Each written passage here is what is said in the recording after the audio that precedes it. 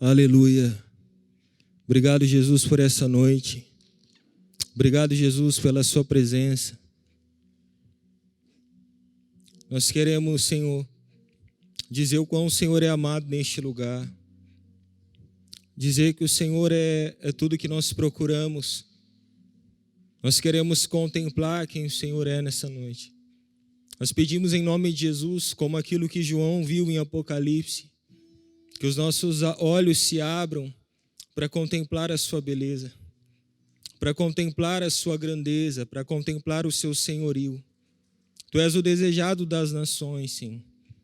E nessa noite nós não almejamos fazer aqui, Senhor, nada que homens almejam, mas nós queremos nessa noite que o Senhor se alegre daquilo que estamos fazendo. O segredo, Senhor, é quando nós buscamos agradar o Teu coração. E nessa noite tudo que nós queremos é agradar a Ti, que o Senhor se agrade do culto, que o Senhor se agrade do que estamos fazendo. Pois o nosso serviço é para o Senhor. Nós estamos servindo a Sua noiva, a Sua igreja.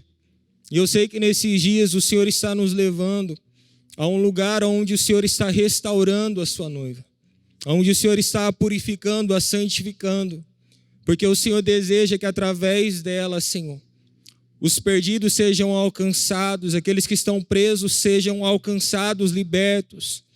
Nós oramos por aquilo que Jesus diz, para qual Ele foi ungido, onde nós devemos pregar o evangelho aos pobres, onde nós devemos declarar o ano aceitável do Senhor, onde os cegos veriam, os surdos ouviriam, os mortos ressuscitariam. E bem-aventurado aquele que não faz de ti pedra de tropeço, motivo de tropeço, sim. Nós queremos esses dias pedir para que o Senhor restaure em nós a mesma adoração sincera que Maria de Betânia expressava a ti, onde nós possamos desperdiçar tudo aos teus pés, sim. O que para alguns era desperdício, para Maria era um ato de honra e de adoração a ti. Porque o maior desperdício, Pai, é quando nós estamos diante de Ti e não expressamos todo o nosso coração ao Senhor. Por isso nós pedimos nessa noite, Jesus, fica conosco, acalma o nosso coração. Pedro diz que nós devemos lançar sobre o Senhor a nossa ansiedade, porque o Senhor tem cuidado de nós. E sim, o Senhor tem cuidado de nós. Nós estamos alegres porque grandes coisas o Senhor fez por nós. O Senhor tem restaurado a nossa sorte. O Senhor um dia vai congregar todos nós em um só lugar. O Senhor vai restaurar toda a terra. E nós, nesse tempo, nós queremos ser agentes de restauração. Nós queremos ser uma pedra viva no edifício espiritual que é a sua igreja. Nos alinha nesses dias, Pai, ao seu coração, a sua vontade, aquilo que o Senhor almeja fazer. Em nome de Jesus. Aleluia. Amém. Glória a Deus. Mais um sábado aqui, para honra e glória do nome de Jesus. Nós queremos compartilhar algo, uma palavra do Senhor com a sua igreja. Eu quero falar hoje sobre João Batista. E o tema que eu coloquei nessa ministração é Amigos do Noivo. Eu particularmente gosto muito da história de João Batista, porque João, ele sempre entendeu a vocação dele na terra, ele sempre buscou esse propósito, buscou se sujeitar a esse propósito, sujeitar aquilo que Deus queria realizar através dele. Então eu quero mergulhar com você, pedir para que você abra a sua Bíblia comigo, lá em João capítulo 3, nós vamos ler do versículo 22 ao 30. Amém.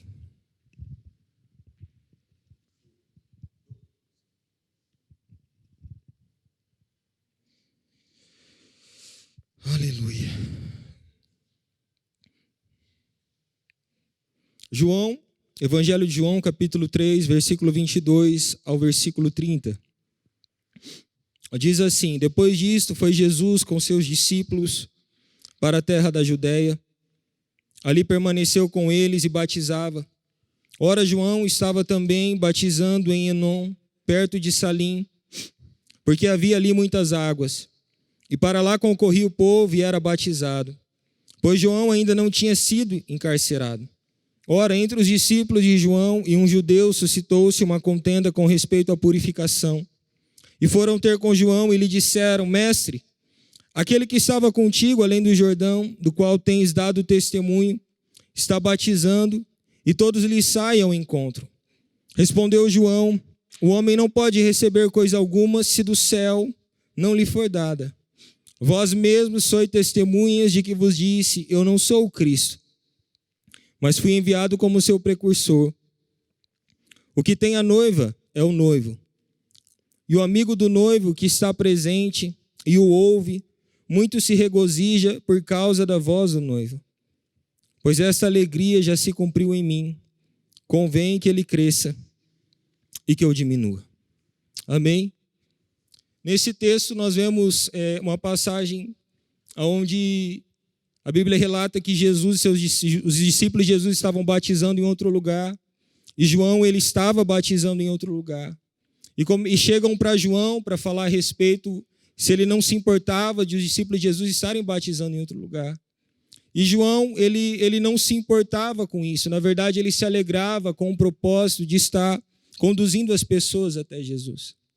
Então, quando nós analisamos o que foi o ministério de João, não foi um ministério que foi como o de Elias, não foi um ministério de poder, de manifestação de glória, onde os cegos viram, onde os mortos ressuscitaram. Mas Jesus exalta o ministério de João. João, ele nada mais era que um arauto de Deus, ou seja, um mensageiro, um proclamador, um enviado da parte de Deus, onde o seu propósito era preparar o caminho para que Jesus viesse e governasse sobre a terra. Então nós vamos ver João pregando sobre arrependimento, proclamando sobre arrependimento. Nós vamos ver que quando Jesus inicia o seu ministério, após os dias que ele passa no deserto e foi tentado por Satanás, a Bíblia declara que Jesus começa dizendo: arrependei-vos, pois o reino dos céus está próximo. E quando nós falamos de reino de Deus, nós falamos de algo eterno, né? O reino de Deus não é uma igreja. O reino de Deus, ele era, é e há de vir. Então, quando João estava anunciando o reinado do Messias, João, ele estava preparando, é como se fosse uma preparação para as pessoas adentrarem ao reino vindouro de Jesus. Então, quando ele proclama o arrependimento, ele está dizendo que sem o arrependimento eu não posso adentrar o reino vindouro. Então, o arrependimento, ele não só é algo que é um requisito básico, mas ele é essencial para aqueles que querem passar uma eternidade com Jesus. E quando eu comecei a ler sobre isso, o Senhor estava gerando em mim algo relacionado à humildade. Porque humildade é isso, é você se colocar numa posição inferior, é você se rebaixar. Paulo fala assim, não façais nada por partidarismo ou vanglória, mas considerai os outros superiores a si. E eu vejo que falta muito isso na igreja hoje. A humildade, ela é um requisito básico, porque quando nós analisamos a autoridade de Cristo, era uma autoridade que ela era em favor das pessoas e nunca sobre elas. Então, o que me faz entender é que quanto maior é o meu nível de humildade, maior é o meu nível de autoridade. Porque a Bíblia relata em Filipenses 2 que Jesus, sendo Deus, não teve como usurpação ser igual a Deus. O que ele está dizendo é: eu não usei do meu título para obrigar vocês a fazer nada. Eu não usei o meu título como poder, como controle sobre vocês. Eu usei o meu título e quem eu era como Deus para servir vocês. Então esse é o nosso nível de entendimento de humildade. Humildade, ela revela o nosso nível de autoridade no reino de Deus. Porque Jesus, ele tira a sua túnica, ele se veste, ele coloca um avental. E isso é muito pesado de nós imaginarmos. Porque Jesus, ele era o próprio Senhor da criação dos céus e da terra. Então, quando Pedro olha para Jesus e fala assim: mestre, você não está entendendo. Você não pode, o Senhor não pode lavar os meus pés. Eu não sou digno que o Senhor lave os meus pés. Aí Jesus fala: o que eu estou fazendo você não entende agora, mas você vai entender lá na frente. O que Jesus estava dizendo é que quando você tiver autoridade em algo, a sua autoridade tem que ser expressa em serviço ao seu irmão. Você tem que servir. Você foi um dos nossos chamados como corpo. Culto significa serviço. Adão, na criação, ele guardava e cultivava. Então, a adoração de Adão era cuidando da criação. Era cuidando das coisas que o Senhor fez. Então, o Paulo está dizendo assim, não faz nada por partidarismo. Não faz nada por achar que você é superior. Porque esse negócio, eu sou intocável, não me toque, Jesus era acessível. Jesus, quando ele vem para trazer o seu estilo de governo do reino de Deus, nós vemos que Jesus ele foi contrário, ele foi totalmente ao oposto daquilo que a tradição dos anciãos, dos fariseus, eles colocavam. Então Jesus quando ele começa a andar sobre a terra, a Bíblia declara que ele era o resplendor da glória de Deus. E a expressão exata do seu ser. Olha que incrível isso. Quando a Bíblia fala sobre expressão exata, e da tradução diz, significa que Jesus havia estampado a imagem de Deus sobre ele. Então, quando Jesus ele sentava numa mesa com pecadores e publicanos, ele estava dizendo assim que Deus faz. Assim é a graça de Deus, assim é o amor de Deus. Então falava assim, a lei diz que se você tocar num leproso, Jesus, você passa a se tornar impuro. Só que ele foi até o leproso e tocou no leproso, e o leproso foi purificado. Então nós vemos um evangelho onde Jesus viveu o amor e a graça em sua essência. E hoje nós achamos que está dentro da igreja, que está dentro de quatro paredes, isso se consiste o evangelho do reino de Deus. Mas quando Jesus, olha que incrível isso, quando Jesus se senta à mesa, ele estava dando um exemplo a nós. Ele estava dizendo, eu nunca vou ser contaminado pelas trevas, porque eu sou a luz. Então, muitas vezes, o nosso medo de sentar em um lugar, de sentar com pessoas que eram como nós, porque eu sou como eles. A Bíblia fala que todos nós pecamos e carecemos da glória de Deus. Então não há um justo sequer, não é porque hoje eu recebi Jesus que eu sou melhor do que ele. Sim, eu sou justificado por Cristo. Então eu recebi a adoção, Deus me deu o poder de ser chamado filho de Deus. Mas eu preciso sentar nesses lugares e conduzi-los ao arrependimento. Então Jesus sentava em uma mesa e Jesus não era contaminado nem influenciado, porque Jesus tinha uma identidade estabelecida, porque Jesus sabia quem ele era. O nosso erro, muitas vezes hoje, queridos, é que nós temos medo de sentar porque ainda nós não temos convicção de quem somos. Mas quando você passa a ter convicção de quem você é, você não vai ter medo, porque a sua luz vai influenciar aquele ambiente. Então nós não fomos feitos, quando Deus chama Israel no Antigo Testamento, do Egito, ele fala assim, eu escolhi vocês para serem uma nação separada, um povo exclusivo, mas para anunciar, para tirar um povo que está nas trevas e trazer eles para a sua maravilhosa luz. Então nós fomos chamados, purificados e restaurados para exercer isso em favor do outro. Então quando Deus fala assim, sede perfeito como perfeito é o vosso Pai Celestial. Jesus não estava dizendo assim que você não pode ter erros, não é ausência de erros. Mas Jesus ele está dizendo assim que nós temos que viver uma vida na terra de caráter, integridade e retidão de coração. Nós temos que ser e expressar quem Cristo é. Esse era o nível de perfeição. Tanto que em Lucas ele apresenta assim, sede misericordiosos, como o vosso Pai Celestial é misericordioso. Então, ele tira a perfeição e coloca misericórdia no lugar, que me quer eu colocar o meu coração nas misérias do meu irmão. Então, basicamente, se aquilo que está acontecendo na terra, se ao meu redor nada está me fazendo me sentir mal, a dor do outro não está doendo em mim, a necessidade do outro não dá em mim, eu preciso rever o meu evangelho. Porque é muito além disso. E quando eu estava falando sobre João, a Bíblia relata algo interessante, que Zacarias e Isabel, eles eram uma família sacerdotal. E Zacarias, quando ele estava no seu turno de sacerdote, a Bíblia diz que ele estava queimando incenso naquele lugar. E ele orava. Esses dias atrás eu compartilhei com a Pri, que eu achei muito forte. Ele diz assim que, nessa frase ele falava assim, a esterilidade de Isabel não era sinal de desaprovação, mas era uma oportunidade para que a glória de Deus fosse manifesta. Aí diz assim, que Deus falará ao sacerdote no Santo dos Santos, ou seja, no meio do incenso. Era um lugar de adoração. Eu lembro que eu tive experiências com Deus no meio do Santo dos Santos, num lugar de adoração. Porque Deus ele ainda continua falando em um ambiente de adoração. E a adoração não se resume a 20 minutos que nós estamos aqui dentro do coletivo. Adoração é um estilo de vida onde eu construo, onde eu passo a corresponder àquilo que está me sendo revelado da parte de Deus. Então, quando eu conheço Ele, eu não consigo ficar estático em um lugar, eu começo a expressar em amor, em gratidão, em devoção. Por isso que o seu sentido original de adoração é prosquinel, que é prostrar, eu me encurvar e beijar os pés de Jesus. Então eu acredito que muitos ainda não tiveram uma revelação de quem Cristo é, porque eles não construíram um estilo de vida de adoração a Jesus. A Bíblia nos diz que os tesouros da sabedoria e da ciência, eles estão ocultos e escondidos em Jesus. Então, quando eu acesso e tenho a revelação de quem Cristo é, eu passo a conhecer segredos profundos do coração de Deus. A Bíblia diz assim, lá em Deuteronômio, se eu não me engano, a Bíblia fala que as coisas encobertas pertencem ao Senhor, mas as reveladas Ele deu aos homens e os filhos do homem perpetuamente.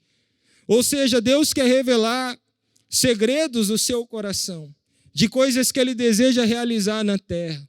Mas para que Ele revele isso a nós precisamos ter um canal direto, nós precisamos ter amizade com o Espírito Santo. Nós precisamos estar de volta neste lugar de adoração e essência com Deus. E foi neste lugar que Zacarias ouviu, apareceu um anjo a ele. A Bíblia diz que esse anjo começou a falar com Zacarias. Cara, você vai ter um filho. E Zacarias, a Bíblia relata que mesmo sendo sacerdote, ele duvida daquilo que o anjo diz.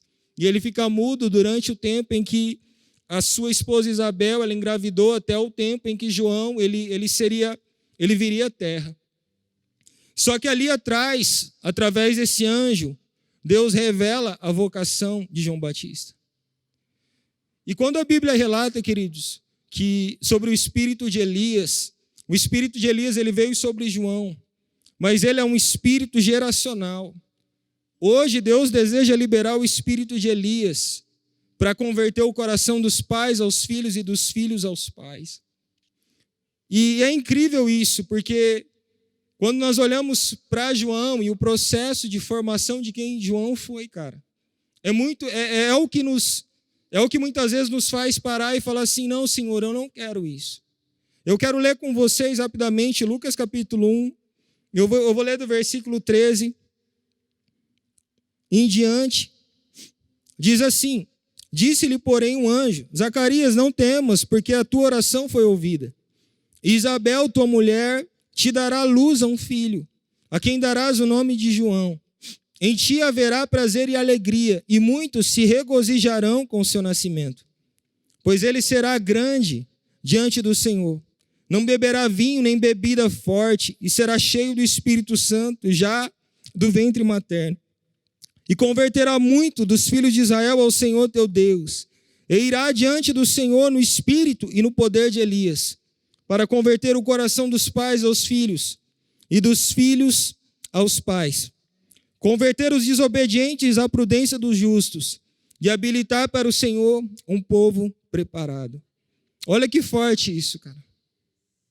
Isso é forte, porque a geração que vai preceder a vinda de Jesus vão ser uma geração de amigos do noivo. Homens e mulheres que, assim como João, eles têm um compromisso real em preparar e adornar a noiva de Jesus até que ele venha. Então, quando eu olho para esse texto, eu vejo a revelação da vocação de João, eu fico, cara, em choque, porque meu filho ele vai chamar João. E Deus me deu o nome do meu filho João Batista. Ele falou: Igor, a geração que virá vai ser uma geração como a de João Batista. Uma geração integral, radical, comprometida com o propósito e com a obra do Senhor Jesus Cristo nessa terra.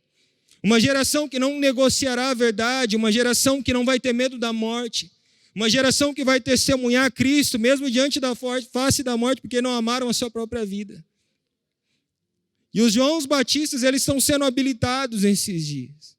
E uma das características, o primeiro ponto que a Bíblia declara, é que ele seria motivo de alegria, não só aos pais, mas sobre a nação de Israel. Olha que incrível. Tanto que quando João veio, ele não trouxe só alegria aos pais, mas olha que impressionante. A Bíblia fala que foram 430 anos de silêncio, desde Malaquias até o Novo Testamento. E do nada aparece um louco, cara, no meio do deserto. Do nada aparece um homem que se alimentava de mel e gafanhotos, que tinha uma vestimenta diferenciada. E que ele começou a falar assim, cara, arrependei-vos. Eu sou a voz do que clama no deserto, endireitai um caminho reto ao Senhor. Então Deus passou 430 anos sem falar, mas quando ele começa a falar, ele fala de um homem, ele fala através de um homem chamado João Batista que foi forjado pelo Senhor. Então olha que interessante. Eu quero falar com vocês. Outro ponto, a Bíblia fala assim, pois ele será grande diante do Senhor. Ele não beberá vinho nem bebida forte e será cheio do Espírito Santo.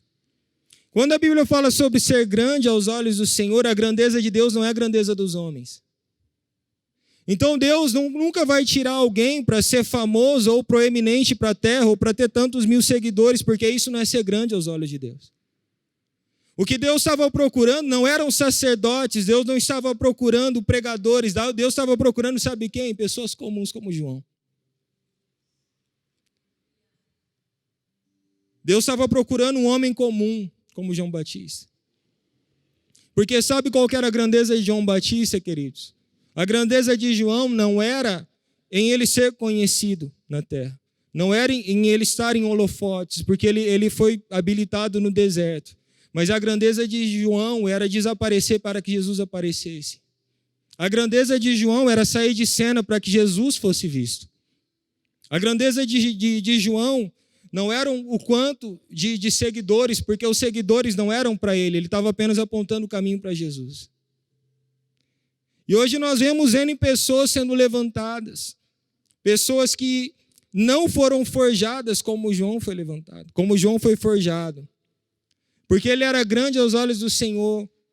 E a Bíblia também declara lá no versículo 80, algo interessante, diz assim, que João crescia e se robustecia em espírito, até o tempo que chegou dele se manifestar em Israel.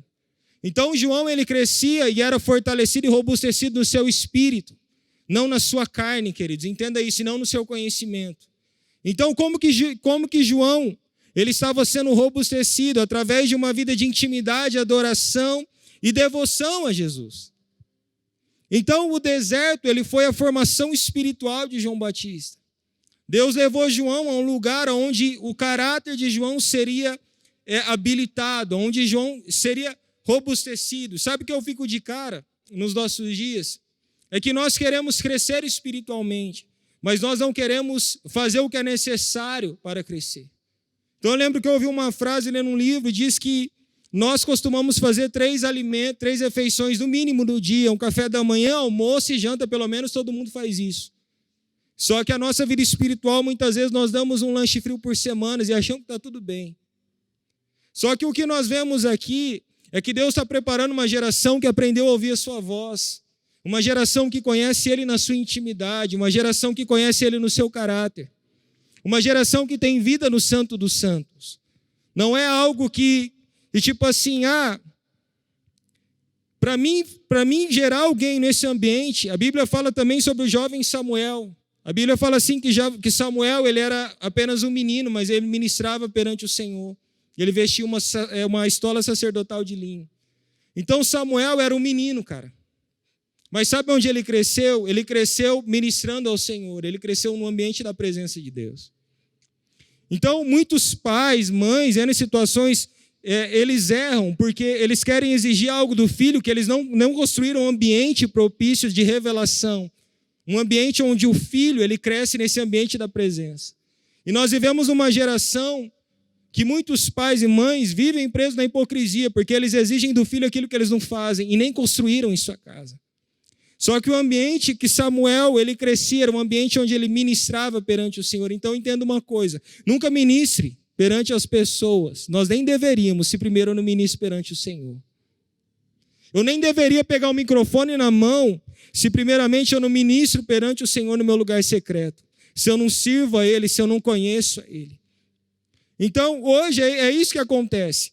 As pessoas querem fazer algo para Deus sem conhecer a Deus. As pessoas querem holofotes, mas sem ter secreto. As pessoas querem aparecer sem se sujeitar e se submeter àquilo que Deus tinha. Só que quando eu falo de amizade com Deus ele não está procurando. Jesus ele apresentou um outro estilo para nós em João 15. Tanto que ele fala assim, cara, eu não chamo mais vocês de servos ou de escravo, porque o servo e o escravo ele não sabe o que seu senhor faz. Mas eu chamo vocês de amigos. Porque tudo aquilo que eu tenho ouvido do meu pai, eu tenho tornado conhecido a vocês. Então, olha que interessante isso. O servo, muitas vezes, na maioria das vezes, ele não sabe o que o seu senhor faz. Quando nós olhamos para isso, os amigos, eles acessam os segredos, porque Deus o torna revelado, para que eles liberem isso sobre a terra. Então, quando você olha para Marta e Maria, Marta, ela sabia servir, mas ela não sabia o melhor momento, a melhor parte. Ela não tinha um discernimento espiritual como Maria tinha. E quando Maria, ela unge Jesus com aquele vaso de alabastro, ela quebra, o perfume sobe.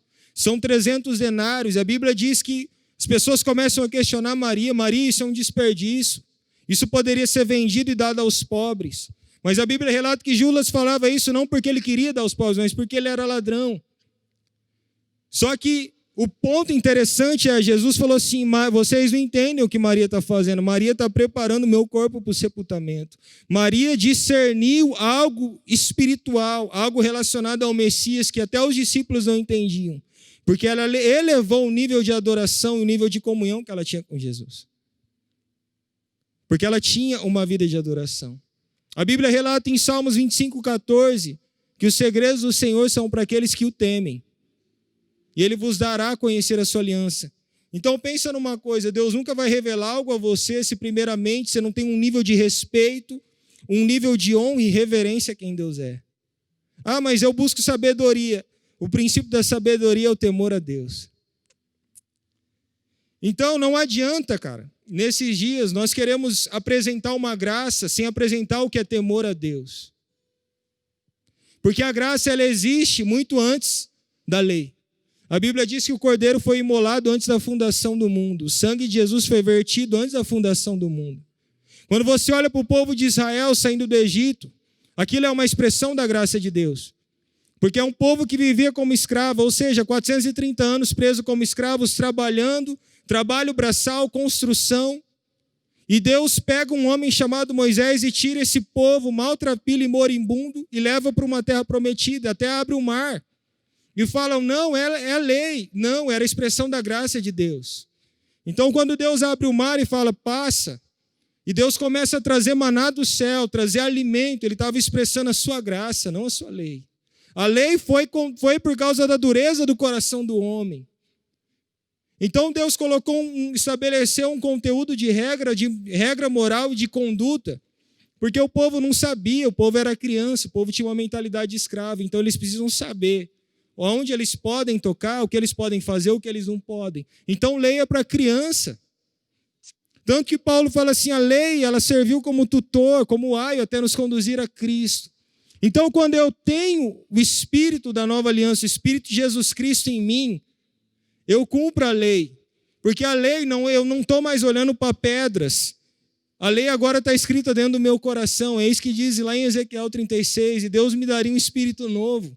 Ele escreveria dentro de mim, Ele me tiraria meu coração de pedra e me colocaria um coração de carne. Agora as leis e os estatutos estão escritos em mim. Então, através de um relacionamento com o Espírito Santo, eu sei o que eu posso e não posso fazer. Eu não preciso mais que alguém fique me dizendo, isso não pode, não toca. Então, quando Jesus ele apresenta os mandamentos, as bem-aventuranças, Jesus fala, ouvistes o que foi dito, eu porém vos digo. Ele não está anulando a antiga aliança. Jesus está reforçando o real entendimento da essência do que é a lei. Então ele está dizendo assim, o real entendimento do que Deus estava querendo dizer é isso aqui. Então, você não precisa ser pego em adultério. Se você pensar, imaginar e estar com aquela mulher na sua mente, no seu coração, você já pecou. Então, olha a profundidade da graça. Não, mas nós condicionamos a graça para aquilo que nós vemos. Onde está tudo bem. Vamos lá, gente, vamos continuar vivendo a vida do jeito que nós queremos.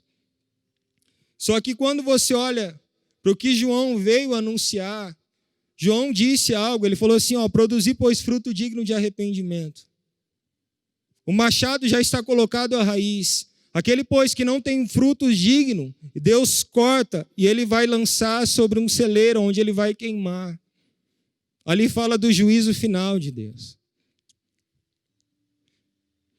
Quando você olha pregadores como Spurgeon, esses caras falando sobre evangelismo, você vai ver que eles apresentavam sim a graça de Deus, só que ele falava assim, eu não posso, depois de apresentar a graça, dizer assim, se você não se arrepender e não mudar a sua conduta, você está indo para o inferno.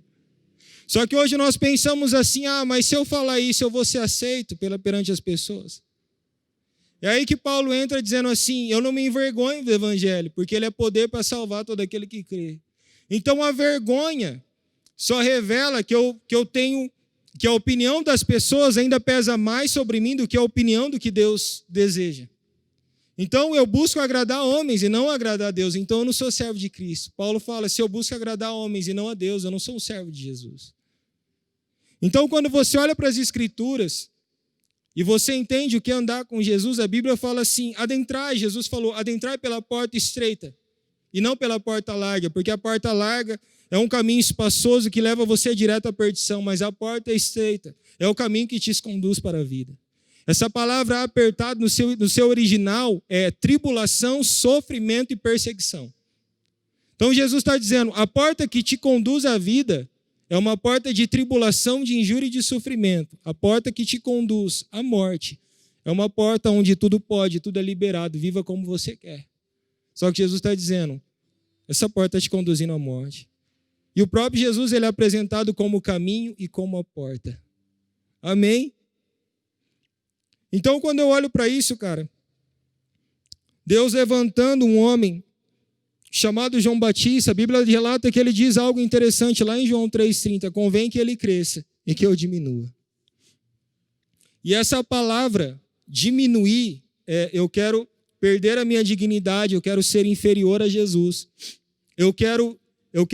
Tem uma das coisas da tradução que fala, eu quero me rebaixar em autoridade e popularidade.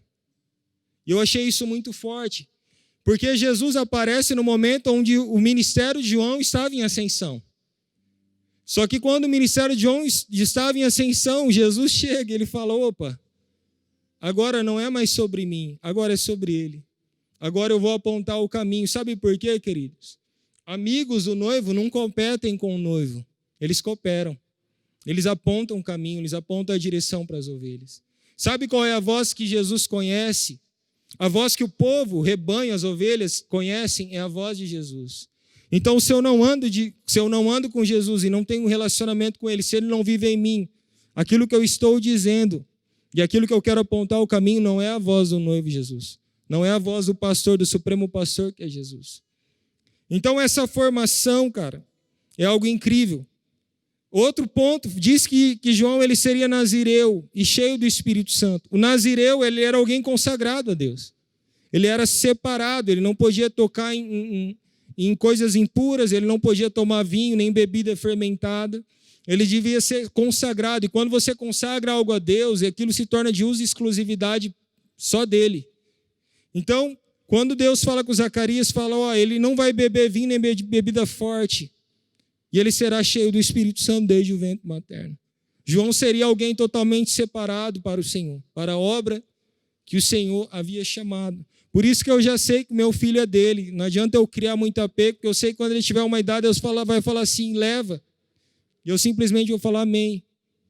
Isso é paternidade geracional. O problema da nossa geração, queridos, é que nós não estamos construindo nada para a próxima. A nossa geração ela é muito preocupada com si mesma, com aquilo que elas ainda não alcançaram. Mas eu creio em nome de Jesus que o Senhor está expandindo o nosso coração para que nós sejamos como Jesus, um grão de trigo que precisou morrer para que desse muito fruto. Então não espere que você vai dar fruto se você não morre. Você só pode gerar vida ao seu redor se primeiro a morte em você. Então foi isso que Jesus fez. Através da morte de Jesus, muitos tiveram vida. Então se você não morre, não espere que haverá vida através de você. Só que descentralize de você. Descentralize um pouco daquilo que você não conquistou. Olhe para aqueles que estão chegando. Nós precisamos preparar um caminho para aqueles que estão vindo. Então, quando a Bíblia fala que João ele era cheio do Espírito Santo, eu quero pegar uma passagem com vocês que está lá em Lucas capítulo 1, no versículo 39 ao 44. É uma passagem extraordinária, onde ele diz assim, vamos lá comigo, do versículo 39 ao 44, naqueles dias, dispondo-se Maria, foi apressadamente à região montanhosa, uma cidade de Judá. Entrou na casa de Zacarias e saudou Isabel. Ouvindo essa saudação de Maria, a criança lhe estremeceu no ventre. Então Isabel ficou possuída do Espírito Santo. E exclamou em alta voz, bendita és tu entre as mulheres, e bendito é o fruto do teu ventre. E de onde me provém que me venha visitar a mãe do meu Senhor? Pois logo que me chegou aos ouvidos a voz da tua saudação, a criança estremeceu de alegria dentro de mim. Bem-aventurado é que creu, porque serão cumpridas as palavras que lhe foram ditas da parte do Senhor. Olha que forte isso. Maria, ela vai visitar Isabel.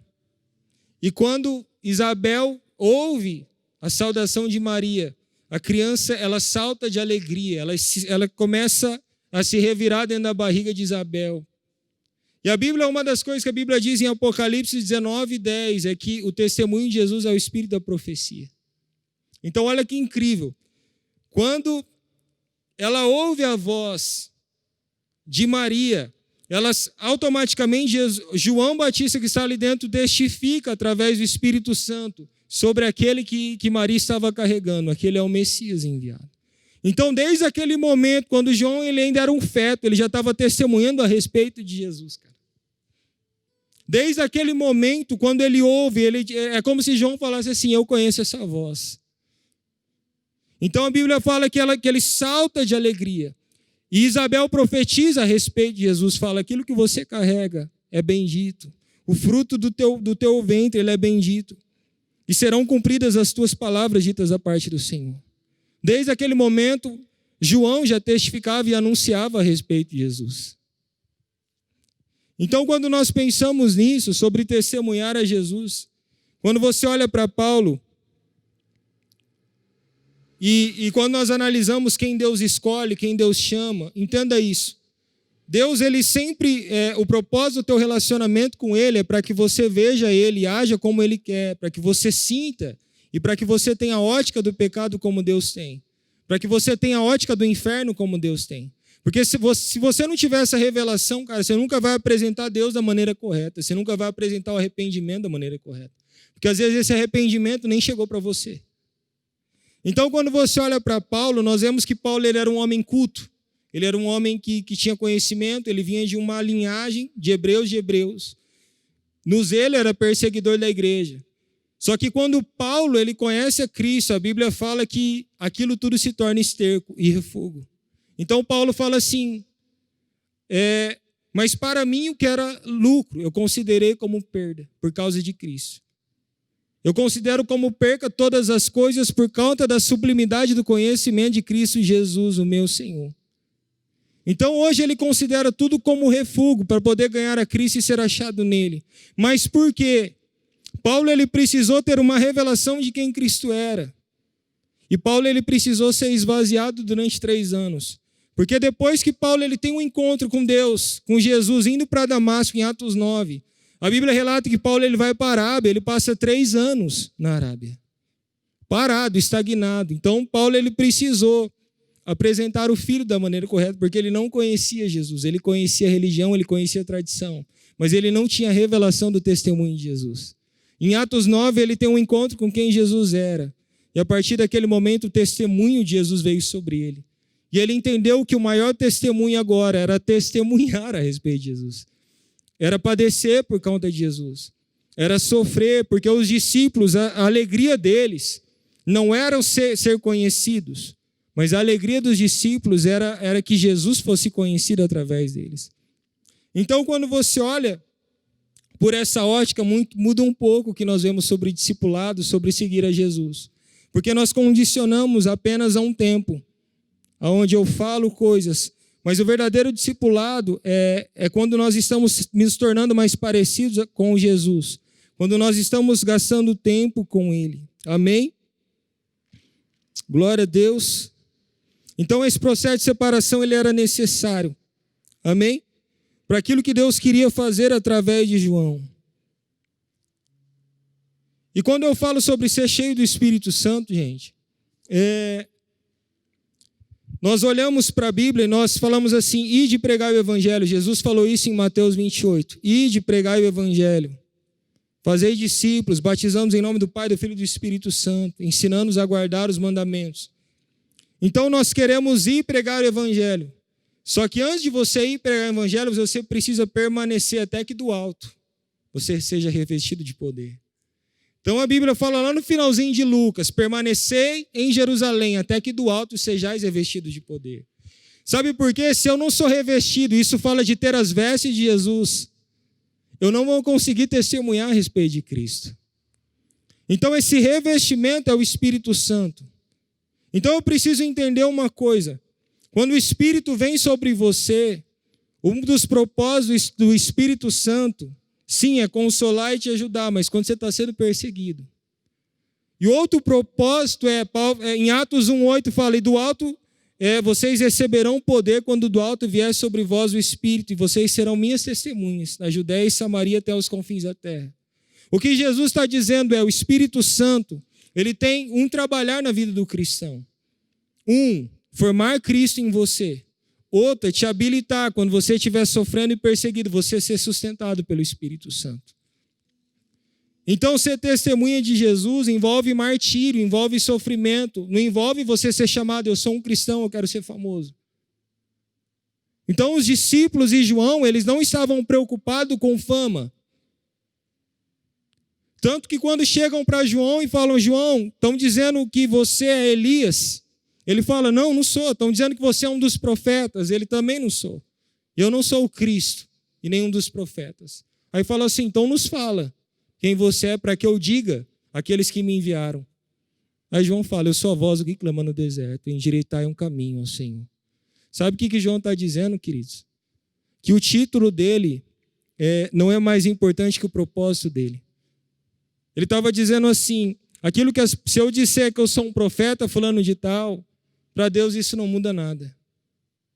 Mas quando ele diz, eu sou a voz do que clama no deserto, ele está encarnando a profecia de Isaías 40.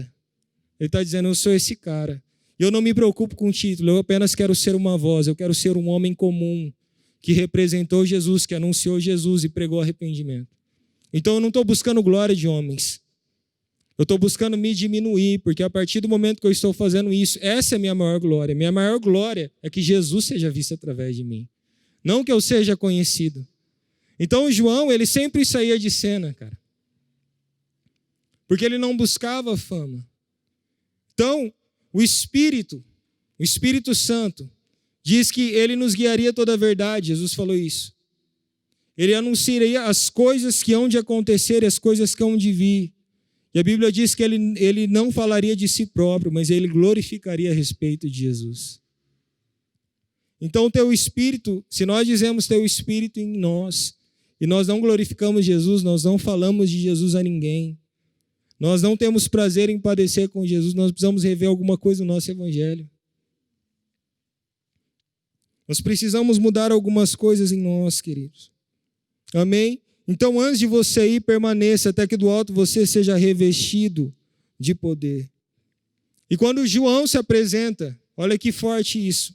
Lá em João capítulo 3, a Bíblia fala que ele começa a pregar, diz que ele pregava o batismo de arrependimento para a remissão de pecados. Conforme está escrito no livro das palavras do profeta Isaías. Preparai o caminho do Senhor, endireitai as suas veredas, todo vale será aterrado e nivelados todos os montes e outeiros. Os caminhos tortuosos serão retificados, os escabrosos aplanados, e toda a carne virá a salvação de Deus. Dizia ele, porém, às multidões, olha o jeito que João dizia, olha a sutileza de João, raça de víboras. Quem vos induziu a fugir da ira vindoura? Produzi, pois, fruto digno de arrependimento, e não começai a dizer entre vós mesmos, temos por pai Abraão, porque eu vos afirmo que dessas pedras Deus pode suscitar filhos a Abraão. Então João está dizendo, a sua descendência não te torna salvo. O que te torna salvo é o seu arrependimento, é o fruto que você dá, porque arrependimento tem fruto, gente. Então tem um monte de gente que vem na igreja, chora todo domingo, chora todo sábado, mas não muda de vida. Então sente remorso, chora, Jesus, eu te amo. Mas isso não é arrependimento. Arrependimento é uma mudança total de rota. Então João Batista está dizendo assim, a tua descendência não te salva, mas o fruto que vem mediante ao arrependimento. Então o arrependimento, no seu contexto, não é remorso, não é lágrima. A Bíblia fala assim que a tristeza, segundo Deus, produz arrependimento para a salvação. Então você tem que se entristecer sim. Só que isso precisa produzir algo diferente em nós. Eu preciso ter um abandono das velhas práticas. Eu preciso abandonar as coisas que eu faço. Então, quando você olha tanto João quanto Elias, cara, nós vamos ver que Elias era um homem que andava perante a face do Senhor. E quando o rei Acabe chega e fala para mim, para ele assim, oh, és tu perturbador de Israel? Elias fala, não, eu não sou perturbador. E ele começa a declarar arrependimento sobre aquelas pessoas. E quando ele se encontra com os profetas de Baal, ele sabia muito bem o que ele estava fazendo. Porque Elias via o pecado como Deus via. Elias via que ele tinha que repreender como Deus queria que repreendesse. Esse é o erro dos nossos dias. As pessoas têm muito milindre, nós não podemos falar nada porque é motivo de você falar assim, não, essa pessoa não fala assim com ela. E se João Batista aparecesse hoje para nós e falasse, raça de víboras, quem de vocês fugirá da ira vindoura? Produzir, pois, fruto digno de arrependimento. João está dizendo assim, cara, a sua vida. João, lá em 1 João, a Bíblia diz que aquele que permanece, que diz permanecer em Jesus, deve andar como ele andou. E andar fala de progressão, de continuidade.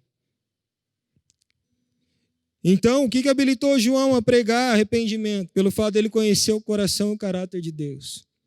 Amém? Só que aí há um ponto. Toda vez que eu vou pregar arrependimento na terra, eu preciso entender que eu estou indo na contramão daquilo que o mundo prega. Então, João, ele era bem visto às pessoas. João era um homem que muitos se regozijaram quando ele chegou, mas quando ele começou a confrontar pecado, João não é mais tão bom assim. Só que o nível de comprometimento que João tinha com Deus e com a verdade era muito maior que a própria vida dele.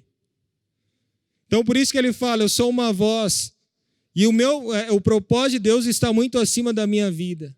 Então, ele chega até o ponto de confrontar o rei Herodes, dizendo assim, ó, essa mulher que você está não é tua, é do teu irmão. E era uma figura de autoridade. Então, o que eu tenho que entender? Se eu estou disposto a cooperar e ser um amigo de Jesus na terra, eu preciso apresentar o arrependimento, eu preciso ir na contramão do mundo. Só que quando eu vou na contramão daquilo que é pregado sobre a graça liberal e a hipergraça, eu não vou ser bem visto pelas pessoas. Às vezes eu vou ser chamado de legalista. Às vezes eu vou ser chamado de antiga aliança, mas não é. Isso é amor e temor a Deus, cara. Isso é um compromisso integral com o caráter de quem Deus é. Então nós não podemos ver uma geração indo para o inferno e nós dizemos, não, está tudo bem, pode ser que no último minuto Deus te salva, continua assim, não. Nós temos que nos levantar como João. Só que a partir do momento que você se levanta, sua cabeça pode rolar, porque você não vai ser mais bem visto como aqueles que as pessoas querem que você seja. Só que aí era a identidade que João tinha. Então, um ponto que eu queria falar com você é a humildade, ela promove a honra. Quando você é humilde, a Bíblia fala que a humildade ela antecede a honra. Quando eu sou humilde, eu atraio a honra de Deus a meu favor. Então, quando você olha para Mateus capítulo 11, a Bíblia vai dizer algo interessante. Que João está encarcerado. E João fala assim, pergunta mesmo se esse é o Messias que havia de vir ou virá outro. Então, João, ele não estava desconfiando que Jesus era o Messias. Só que João estava dizendo, mediante a profecia de Daniel, do reinado, onde Jesus ele viria num reinado político, onde ele estabeleceria o seu reinado a partir de Israel. Aí Jesus responde assim para ele, diga a João, que o evangelho está sendo pregado aos pobres, os cegos estão vendo, os surdos estão ouvindo, os leprosos estão sendo purificados, os mortos estão sendo ressuscitados, e bem-aventurado aquilo que não encontra em mim motivo de tropeço. Sabe o que Jesus responde a João? Com outra profecia bíblica. A profecia de Isaías capítulo 66. Eu sou o Messias, sim, porque o evangelho está sendo pregado aos gentios e era necessário que isso acontecesse. Então, João, ele não estava sendo incrédulo a respeito de Jesus, porque o mesmo João teve a revelação de quem Cristo era, quando ele diz, esse é o Cordeiro de Deus que tira o pecado do mundo. Ele reconheceu em Jesus que ele era o Cordeiro sacrificial, o Cordeiro que precisava morrer para que hoje nós tivéssemos vida. Só que o interessante é a continuação, como Jesus exalta o ministério de João. Porque na continuação, em Mateus 11, Jesus fala assim, o que você saiu para ver no deserto? Um caniço agitado pelo vento? Um homem vestido de roupas finas? Aí Jesus fala assim, não, os que estão vestidos de roupas finas estão nos palácios reais. Vocês foram ver um profeta? Aí Jesus fala, não, eu lhe digo, ele é muito mais que um profeta. Esse é aquele do qual diz a profecia em Malaquias, eis que envio o meu profeta diante de ti. Malaquias capítulo 4, que vai preparar o caminho diante de ti. Então Jesus diz assim, dos nascidos de mulher não houve profeta como João. Então João não fez nada de extraordinário, queridos. João não ressuscitou, João não fez com que os cegos enxergassem. Só que João, ele foi comprometido com o seu propósito até o fim. Então hoje você pode estar falando assim, como ser bem-sucedido naquilo que Deus tem. Primeiro, entenda o que a Bíblia diz sobre você, porque João nunca tentou ser alguém daquilo que as Escrituras diziam a seu respeito. Então, quando dizem algo sobre João estava dizendo assim, eu só quero cumprir o meu propósito. Eu não quero ser conhecido, eu quero cumprir o que está escrito a meu respeito. E ponto. Eu não estou buscando fama. Então, a alegria de João era desaparecer e não aparecer. Não era ser visto. Porque quando eu me escondo em Deus, Ele me mostra. Eu não preciso forçar nenhuma situação para aparecer. Porque a minha identidade não está condicionada a quem eu sou perante as pessoas. A minha identidade está condicionada ao que a Bíblia diz a meu respeito. Então João está dizendo assim, eu sei quem eu sou e eu vou até o fim na minha identidade. Amém? Então o espírito de Elias é isso, queridos. É conversão do coração aos pais, aos filhos e dos filhos aos pais. Eu vejo isso como restauração familiar. Reconexão de gerações. Porque eu tenho um encargo nessa terra, e você também, de preparar e pavimentar o caminho para a próxima geração. Isso fala de honrar os filhos, de preparar, deixar um legado para os filhos. E a geração que está chegando, ela vai honrar os pais pelo legado que foi construído. É isso que a Bíblia está dizendo. Nós temos que entender o que a geração que está à nossa frente fez e honrar o que eles fizeram. E entender que nós também estamos preparando algo para a geração que virá. É exatamente isso. Se não, caso eu virei e ferirei a terra com maldição. Então o espírito de Elias não estava somente sobre João, ele está sobre nós para preparar o caminho para a segunda vinda de Jesus. Amém? Eu quero finalizar com um texto. João 3,29 diz assim, o que tem a noiva é o noivo. O amigo do noivo que está presente o ouve, muito se regozija por causa da voz do noivo. Pois essa alegria já se cumpriu em mim. O entendimento desse texto, queridos, João está dizendo assim, a minha alegria não é ter a noiva de Jesus. A minha alegria é apontar o caminho para a noiva de Jesus. Sabe por quê? A noiva pertence ao noivo, não pertence a mim. Então, quando você analisa esse significado, o que é ser amigo do noivo? É como se fosse um padrinho de casamento. Um padrinho de casamento, às vezes, ele faz uma declaração importante no casamento. O padrinho de casamento, às vezes, ele vai investir recurso em ver a felicidade da noiva com o noivo. O que João Batista está dizendo é o seguinte, cara, eu me alegro com o fato de ouvir ele. Eu me alegro em saber que agora ele chegou e o meu ministério foi cumprido. Porque o meu ministério era preparar o caminho até que ele viesse, ele veio. Agora a minha alegria, o meu gozo está completo. E sabe o que é doido, queridos? Isso foi a mesma sensação que Isabel sentiu quando Maria saudou ela lá atrás. A Bíblia fala que a criança se encheu de alegria no ventre. Eu quero deixar algo com você nessa noite. Qual é a sua alegria? Qual é o motivo da nossa alegria? Nossa alegria é apresentar Jesus ou a nossa alegria é estar à frente de Jesus?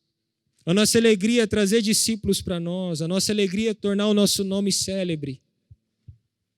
Não, queridos. Não é esse nível de alegria que nós temos que ter. A alegria de João foi, cara, ele chegou. E o que eu tinha que fazer, eu fiz com todo o meu coração, com excelência, com diligência. Eu preparei, eu fui forjado no deserto. Eu me tornei aquilo que Deus queria que eu fosse. Paulo fala que um dos seus propósitos é apresentar uma noiva virgem, santa e pura ao seu noivo. Então, tudo aqui que nós estamos fazendo é uma prestação de mordomia a Deus. Você só presta serviço para Ele, um dia você vai ter que prestar conta daquilo que Ele te entregou. E para quê ou para como você está fazendo. Então, mordomia espiritual é isso, eu administro algo que não é meu. Se Deus me deu um talento, não é meu. Se Deus me deu uma vocação, é dele, não minha. Se Deus me deu um dom de profecia, é dele, não é meu. E eu apenas estou prestando um serviço a Ele. Isso é mordomia espiritual. Então, que você seja um dos amigos do noivo Jesus. Que o seu prazer e a sua alegria estejam em apresentar a noiva a Jesus e apontar o caminho para a noiva. A preparar um caminho reto e aplainado para a geração que está chegando. Habilitar um povo da desobediência à prudência dos justos. Preparar um caminho reto ao Senhor. Nós estamos nesses dias preparando o caminho para Jesus. Sabe por quê? Um povo que não é habilitado, não vai conseguir estar diante da glória do grande dia do Senhor. Mas você só pode habilitar se primeiro você foi habilitado por Deus. Não queira habilitar ninguém sem ser habilitado pelo Senhor. Então é justamente aí que o Senhor vai te forjar. É no deserto, é num lugar de silêncio, porque foi aí que João foi forjado pelo Senhor. Foi no meio do silêncio, no meio do deserto. Até que o dia que o Senhor falou, beleza, vamos manifestar Israel. Então, um processo de formação não é 1 ano, 2 anos. Geralmente é 20. O M. Bounds, ele diz que o ministério de João, o ministério de grandes homens de Deus, de homens que são grandes aos olhos do Senhor, é um ministério que é construído até 20 anos, para que assim ele seja apresentado perante as pessoas. Então vamos respeitar esse tempo. Vamos mergulhar em conhecer o Senhor, vamos ter humildade. Vamos ajudar a construir algo genuíno para a noiva dele. Vamos apontar o caminho. Amém? Eu quero orar com vocês. Nós vamos adorar o Senhor com uma canção. Jesus, nós te engrandecemos aqui. Nós queremos dizer que o nosso prazer, a nossa alegria é completa ao ouvir a sua voz, como João ouviu. Nós não queremos títulos, recompensas de homens, porque a nossa maior recompensa é o Senhor. A nossa maior recompensa é que um dia estaremos diante de Ti face a face, e nós Te conheceremos como hoje somos conhecidos. Mas que nessa terra nossa vida reflita o Seu Filho. Que nessa terra o testemunho que venhamos dar seja um testemunho para apresentar quem Jesus é, e não para buscar fama ou reconhecimento de homens. Que o nosso maior foco seja glorificar o Seu Filho, porque esse é o papel do Teu Espírito em nós, ele visa glorificar quem Cristo é. Então, que nesses dias o Senhor restaure em nosso coração uma devoção genuína ao Senhor. Uma geração como a de João, integral, radical e obediente até o fim. Até o fim nós queremos testemunhar ao seu respeito, Jesus, mesmo que isso nos custe a nossa vida. Se ainda não temos a capacidade de expressar o nosso amor e de dar às pessoas aquilo que o Senhor deu a nós, onde o Senhor nos ensinou, um novo mandamento eu vos dou, que vos amardes uns aos outros como eu vos amei, nos leve a este lugar. Nós sabemos que nós só podemos amar as pessoas como o Senhor ama, se primeiro nós temos a revelação do seu amor por nós. Por isso nos encontre com o seu amor e com a sua graça. E que sejamos o seu amigo, Jesus, nessa terra. Que o teu nome seja glorificado e engrandecido através das nossas vidas. É o que nós te pedimos e te agradecemos em nome de Jesus.